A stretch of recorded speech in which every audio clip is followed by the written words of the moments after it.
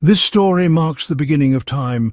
According to the book of Genesis, God created the heavens and the earth. His final masterpiece was the Garden of Eden. It was a place of unimaginable beauty. Lush greenery carpeted the ground, watered by sparkling rivers. It was a sanctuary of peace and abundance. It was a symphony of nature, orchestrated by the divine conductor. This was Eden, a place where every sense was delighted and every need was met. It was a testament to God's infinite love and creativity. Here in this paradise, God placed his most prized creations. Adam, whose name means man, formed from the dust of the earth, was the first man. God breathed life into him. He was strong and capable, with a heart that yearned for connection. Eve, whose name means life, was formed from Adam's rib and was the first woman. She was beautiful and intelligent, with a spirit that radiated warmth and compassion. God created them in his own image. He gave them the gifts of free will and the ability to love. They were the crowning glory of his creation, the objects of his special affection. Adam and Eve were entrusted with the care of this paradise. They were to be stewards of the garden. God gave them dominion over all living creatures. They were to live in harmony with nature. They were to tend to the garden and enjoy its bounty.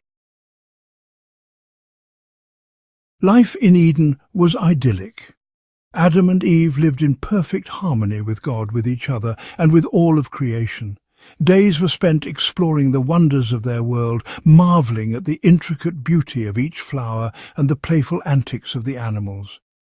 They gave names to all the creatures, big and small. Each day brought new discoveries, new joys to share. They learned from God, walked with God, and talked with God. Their hearts overflowed with love and gratitude for their Creator. Work was a pleasure in the Garden of Eden. Adam tended to the garden with love and care.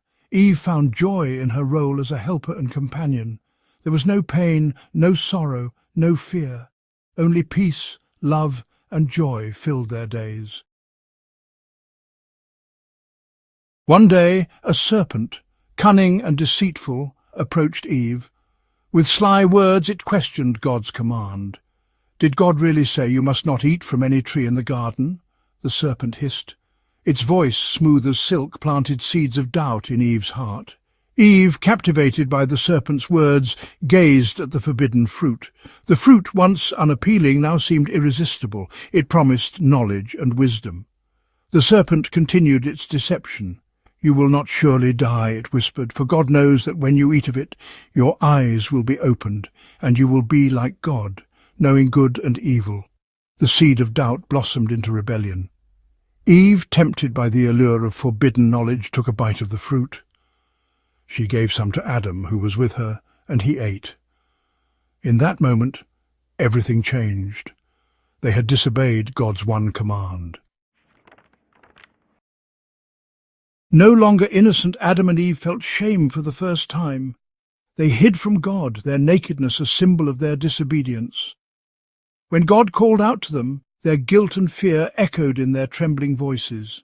God, deeply saddened by their disobedience, pronounced his judgment. The serpent was cursed to crawl on its belly.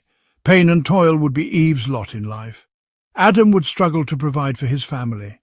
The most devastating consequence was their banishment from the Garden of Eden.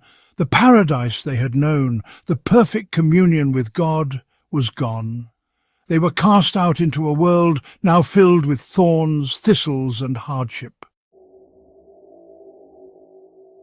Life outside the garden was harsh. Adam and Eve faced hardship and sorrow. They toiled and sweated, their hearts heavy with the weight of their sin. Yet even in their exile, God's love pursued them. He provided clothing, guidance, and a promise. He promised that one day a descendant of Eve would crush the serpent's head, overcoming the power of sin and death. This glimmer of hope, this promise of redemption, sustained them through the darkest of times. Though they had fallen from grace, God had not abandoned them. After their exile, Adam and Eve give birth to Cain and Abel.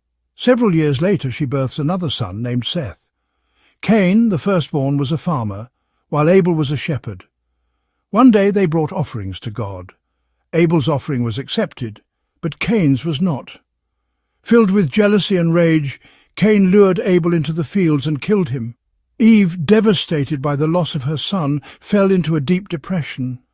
Her heart ached with sorrow, and the weight of their sin seemed unbearable. Yet even in her darkest moments, God's promise of redemption remained a beacon of hope.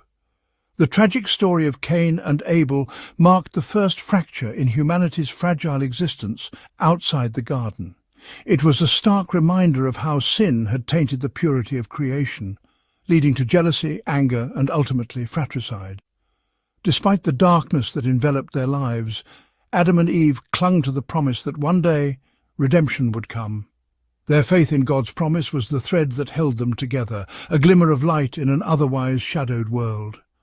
This biblical story of loss and hope, of sin and redemption, continues to resonate through the ages, reminding us of the consequences of our actions and the unyielding grace of a loving Creator.